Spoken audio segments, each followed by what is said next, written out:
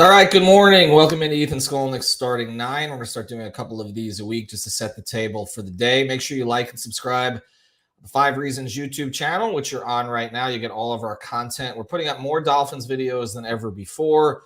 Also, of course, our Heat stuff goes up here. We've got the post-game show after every game, pre-game show with Jonathan Ramlakan before every game. We call that one Before Floor. And also 5 on the Floor episodes. So the latest 5 on the Floor.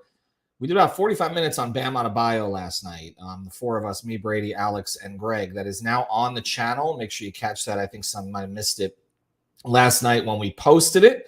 Today we're going to talk Dolphins here on the show. We're going to take your questions and your comments. Super chat is always welcome, but we'll get your comments up there. Manny Chang is the producer today. We are sponsored by our friend Nelson and his great company, which is called C-armstaffing.com, or that's where you can find it. It's C-Arm's basic company. They're based right here in South Florida. Nelson is a big Miami sports fan. What they do is they offer C-Arm services. Basically, if you're familiar with fluoroscopic services, it's the same thing. They rent the C-Arm equipment on a short and long-term basis to hospitals, surgery centers, chiropractic offices, and pain management offices. They also got cadaver lab courses, and essentially what they can do also is they rent the C-Arm equipment to an office and they send out an x-ray technologist to run the machine. So it's basically, they'll take care of everything pretty much for you. So check it out. It's c-armandstaffing.com. That's c-armandstaffing.com. The phone number is 561-891-9620. That's 561-891-9620. All right, Miami Dolphins today, and it's interesting what's going on Twitter, which is where I am pretty much all day, every day, is that there is this like feeling of, I think, gratitude from Dolphin fans that I haven't seen in a long time, just by the way that the team has performed, the way that Tua has defied expectations from the outside and in some cases from the inside, with Dolphins fans who were skeptical of him, and a small contingent who I think still want him to fail just so that they can be right. But it's too late for that, okay? We're past that stage. Like Robert Griffin III, it's funny. Some of the national commentators, I know that everybody complains about Colin Cowherd and some of the others, maybe Mina, but some of the national commentators have been backing Tua for a while now, okay? Arlovsky, who I think does one of the best jobs on ESPN, has been one of those guys. Emmanuel Acho, who I never pronounce his name correctly, he's been one of those guys, and Robert Griffin III. So there has been like a Tua contingent. Everybody has staked out a side, with the exception of Colin Cowherd, who stakes out every side on every single issue, so he can always say that he's right. And the ones who have been on his side are getting louder about it, about having been right. Louis Riddick was the same yesterday too. Now some of them have their own kind of, I don't know, there's personal reasons why they decide to stake out a side. In the case of Louis Riddick, I think he wanted to be the general manager down here, and he was a Tua backer. He wasn't a Flores guy. And so it's not surprising that he's gotten more vocal about the fact that he was correct about Tua just needing the right support around him and he would be successful. But still, there's a lot more support lately. And what RG3 said essentially was, this is not a debate about whether Tua's good anymore. Tua's great in his view. And we're past the old debates. We're past the old debate of whether Tua could be a decent NFL quarterback, whether he could be a franchise guy. That, to me, that's over.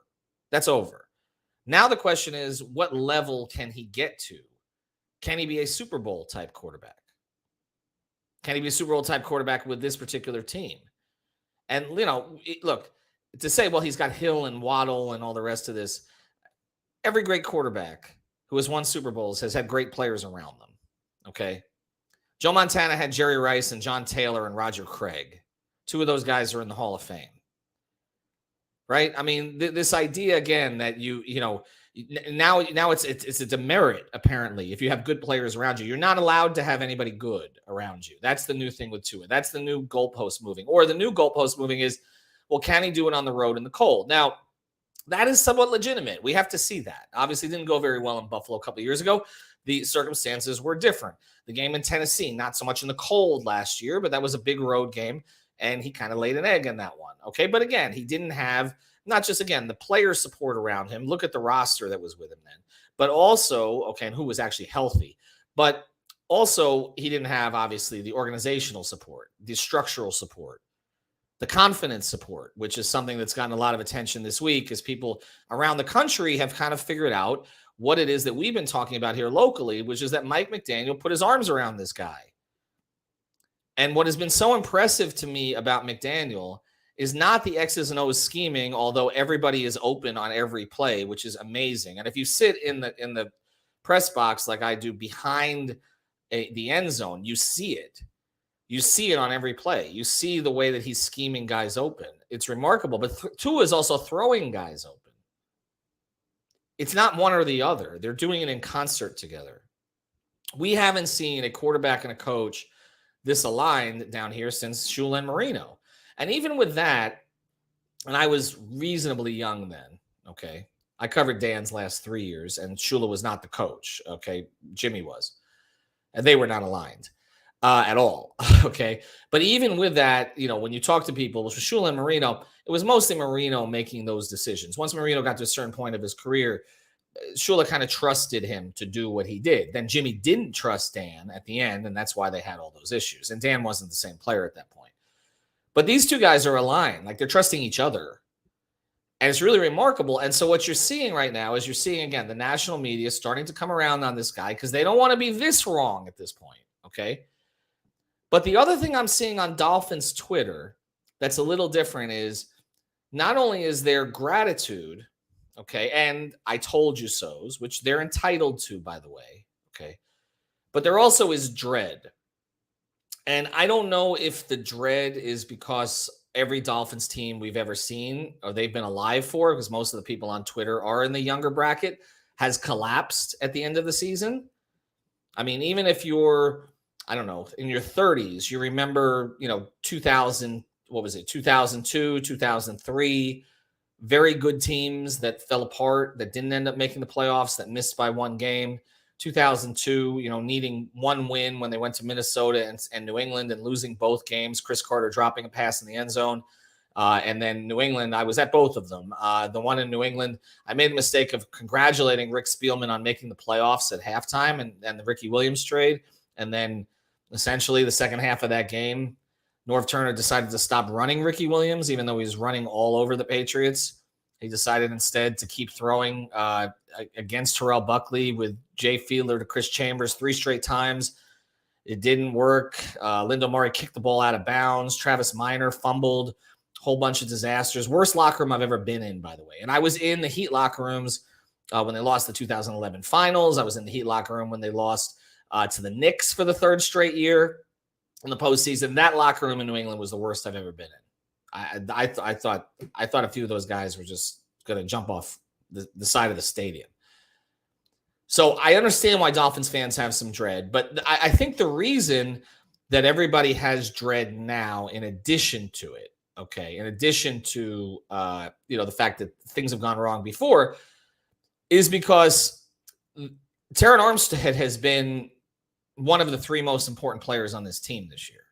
I mean, there's no arguing that. I mean, you can argue whether he's 1, 2, or 3, but it's Tua, it's Tyreek Hill, and it's Armstead. Those are the 3.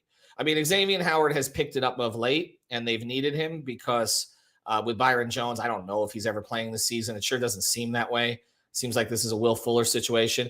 The rookie Kudu has been amazing. Okay, I mean, he has been a godsend because you couldn't count on Noah. Now he's hurt. And they lost Needham, who was important for them. I mean, they've lost a ton of guys in their secondary, and of course, Brandon Jones being out doesn't help either. So they've needed X, no question, and he has played better. All of his ratings in PFF have been better of late. He obviously had the touchdown this week. He's starting to make some plays again, but he hasn't been a top 3 guy for them this year in terms of importance. It's been one of these 3 guys all on the offense because the offense has carried them in certain stretches. The defense has picked it up of late. And so, I understand the concern about Armstead. I get it, okay? But this is better than could have been expected. I mean, when I left the locker room the other day, I've been in a lot of those locker rooms, okay? And you get a sense when the team has been told that it's not good or it doesn't look good or the player tells them. And I got the sense that team was preparing to play without Terran Armstead for the entire rest of the season. It looks like it's going to be probably 3 games. And if it's 3 games, it's the 3 really difficult games that they're dealing with right now, right? You've got the 49ers, you got the Chargers, you got the Bills. And all 3 of these teams are likely playoff teams. As we know, the Bills are a Super Bowl contender. The 49ers may be a Super Bowl contender. Okay, they look very much like the team that went to the Super Bowl a couple of years back with Jimmy Garoppolo. And so I totally get the concern against a team that has Bosa, against a team that is number 1 in most defensive categories.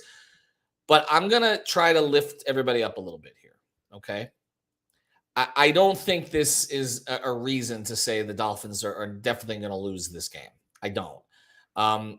There is time. It's not an adjustment that has to be made in game like this past week, where it did look like McDaniel kind of, and he admitted it, got away from himself a little bit, tried to do some things you can't do when Armstead's not in the game. He has a week to scheme around it. Okay. They will have, they've gone into weeks before without knowing if they'd have Armstead. Remember, he was dealing with a toe injury and it was kind of a last minute decision whether he would play. He ended up missing a game. They worked around it. They were okay in that game. I do think that he can do some things with Tua to get the ball out even quicker, to move him around in the pocket a little bit more, try to go away from that side. The other thing about Armstead is, look, as tremendous as he's been, and he has been worth every penny, and even if he doesn't play another game this year, he was still worth every penny. You knew that he was fragile to a certain degree. Players at that position are. He has a history of it, but he has still lived up to all the expectations when he's actually played. But he also doesn't play on Tua's blind side, right? And so, again, I think they can work around this to a certain degree. I don't think this is damning. And I think that if you look at it, to me, the place where the Dolphins have to win this thing is on the other side of the ball this time. The Niner offense doesn't scare me. I understand McCaffrey's abilities. I understand, obviously, that Jimmy knows how to run that offense. They caught a break this year when Trey Lance got hurt, in my view. I said it at the time, because this team is ready to win now. Trey Lance may develop, okay, just like we've seen Justin Fields develop this year, just like we've seen Tua develop this year. He may develop. But this team, this 49ers team, has a defense that is, and people talk about the Jets defense being ready to win now. The 49er defense is another level, okay? They are a Super Bowl defense. And so Jimmy just does what he does to move the chains, okay, keep the defense off the field a little bit, make a few plays, and that's it. They are not explosive, all right? And I think we've also seen that without having McDaniel there, they're also not as creative. If you follow 49ers Twitter at all, and they pop onto my timeline sometimes because they're always talking about McDaniel because they miss McDaniel. They love McDaniel. I've never seen it before for a coach who's left a place, who was not like a lead assistant. Like, you know, McDaniel was obviously he was run game coordinator. Okay. They adore that dude. Like they do. And they talked about how much they were going to miss him this year. And they don't seem to love Kyle Shanahan, to be honest. When you take a look at 49ers fans, they think they miss McDaniel's creativity on offense. And so I do think that McDaniel, knowing Kyle Shanahan so well, having a week to prepare for the Armstead thing, having Tua play at this level, Waddle and Hill are healthy. His running backs are, well, we'll see if Mostert's going to play. It appears that he will. He caused a little controversy sort of accidentally this week. I think Miami, to quote an Eric Spoelstra phrase, I think they have enough to work around the Armstead situation. So I would not be as concerned as some are. All right, want to come back. Going to talk a little bit more about kind of this 3-game stretch in general and what it means for the Dolphins as an organization. Before we do, want to talk about another sponsor here. It's our friend Louis Peters. You can find him at louispeters.com. That's Luis Peters.com. Louis, he works for State Farm, which, again, everybody knows what State Farm is and everything they sell, life insurance. They do financial services down there. I've got my renter's insurance from him. And, of course, car insurance. Okay, he's based in West Miami. Big Miami sports fan. I run into him all the time at the Dolphins games. Not the Dolphins games, but Dolphins training camp. He's that kind of a hardcore fan. It takes a little while to get from where he is. I just went down there the other day, but he's at camp regularly. You can reach out to him from louispeters.com. That's LUISpeters.com. 24 hours a day. Just sign up there, set up an appointment, 305-275-5585. 305-275-5585. One of the things I like about Lewis is it literally will sit down with you and say, if this isn't the best price for you, go, you're welcome to try somewhere else. Like, he's honest about it. But we know obviously that State Farm offers a certain level of protection that a lot of other insurance companies do not. And Lewis, again, great guy, big Miami sports fan. Check it out at lewispeters.com. All right, so looking at these three games, what needs to happen here? My view, is 1-2, and you are fine. Because if you look at the close of the schedule, it sets up favorably for the Dolphins. All I think you should hope for is get at least one of these. Okay, put yourself in a position where you're 9-5. The Bills game is the most significant for a lot of reasons. Okay, you want to have that tiebreak against them. I don't think that the Bills are dominant at this stage. If you watch them on Thanksgiving, they're having a lot of trouble offensively getting to explosive plays right now. It's not happening like it was earlier in the season. The defense has held up reasonably well. The Lions game was a little bit iffy there at times. But I do believe that they're vulnerable. And I didn't think that they were at the beginning of the season. Josh Allen doesn't look quite the same. A lot of excuses are being made for him that were not made for Tua.